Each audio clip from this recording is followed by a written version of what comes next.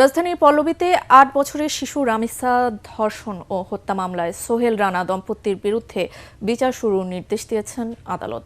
আগামীকাল থেকে নেওয়া হবে সাক্ষ্য গ্রহণ। ২ সপ্তাহের মধ্যে মামলার বিচার কাজ শেষ হবে বলে আশা করছে রাষ্ট্রপক্ষ। মহানগর পিপি জানান, প্রধান আসামি সোহেল রানার সর্বোচ্চ শাস্তি নিশ্চিতে আইনি লড়াই চালিয়ে যাবেন তারা। মিজান শাহজাহানের রিপোর্ট।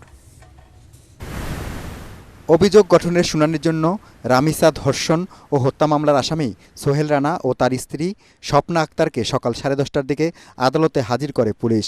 এরপর তাদের তোলা হয় বিচারক মাসরুর সালেকিনের আদালতে। এ সময় অভিযোগ গঠনের পক্ষে নানা যুক্তি তুলে ধরেন রাষ্ট্রপক্ষের আইনজীবী।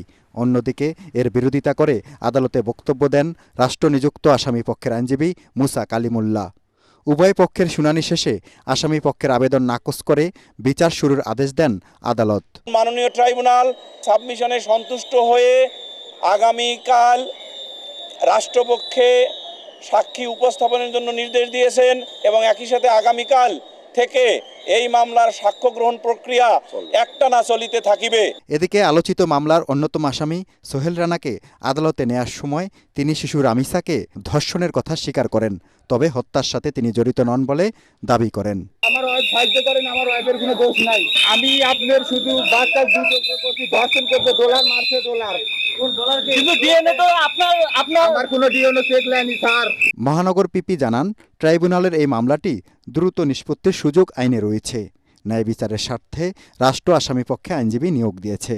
সর্বোচ্চ শাস্তি ইনশাআল্লাহ মৃত্যুদণ্ডই হবে এই মামলার, কিন্তু যেহেতু আমাদের দেশে আইন এবং বিচার ব্যবস্থা আছে, আমরা আইন এবং বিচার ব্যবস্থার একটা প্রক্রিয়ার মাধ্যমে সর্বোচ্চ শাস্তি এখানে নিশ্চিত করা হচ্ছে। পপুলার মডেল হাই স্কুলের 2য় শ্রেণীর শিক্ষার্থী রামিসা আক্তারকে গত 19শে মে পল্লবীর বাসায় স্ত্রীর সহায়তায় পাশবিক নির্যাতন করে হত্যা করে আসামি সোহেল রানা। এরই মধ্যে দায় স্বীকার করে আদালতে জবানবন্দি দিয়েছে আসামিরা। দেশজুড়ে আলোড়ন সৃষ্টিকারী মামলাটি দ্রুত নিষ্পত্তির জন্য উদ্যোগ নিয়েছে সরকার। মিজান শাহজাহান, এটিএন বাংলা, ঢাকা।